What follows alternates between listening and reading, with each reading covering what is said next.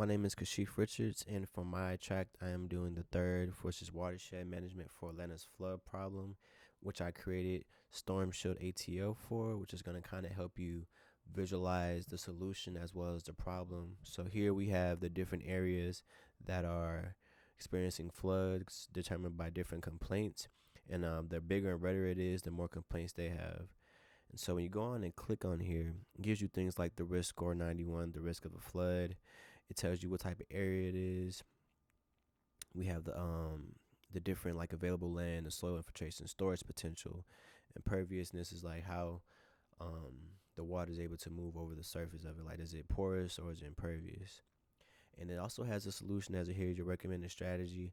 As you'll see for each of these, you're gonna have the smart tank as your main source, because usually in the city of Atlanta you don't have much top space or land space for green solutions. So we stuck with a storage tank so that we can divert the water first, so that we can put these at major flood areas, and then from there you'll see it's like a multi-step plan. So we have the vegetated bioswales, and that's the water that's coming out of those tanks.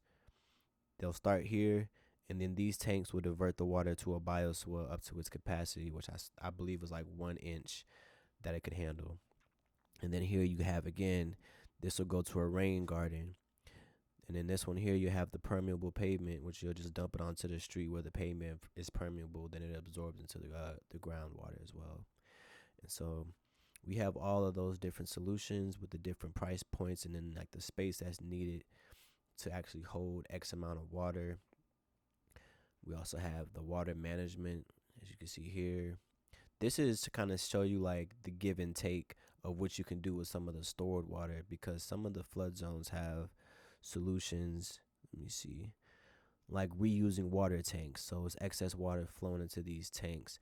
So those solutions kind of will say, well, if we put that extra water into the city park, what will be the benefit? And you say, okay, well, you save on the water's bills and you're keeping the park green with leftover rainwater. Or if you put it for drought reserve to replenish rivers, it gives you that. The pluses right here. Oh, it's for the household, sorry. And then the river flow is, you'll see the impact of it here. So it's pretty much give you a way to redirect the water, and also to save money, save the environment, whatever we choose to do. So that's the end of my presentation, and then I'll get a little bit more into detail for it tomorrow. So, but that's the overall gist of my visual. Thank you.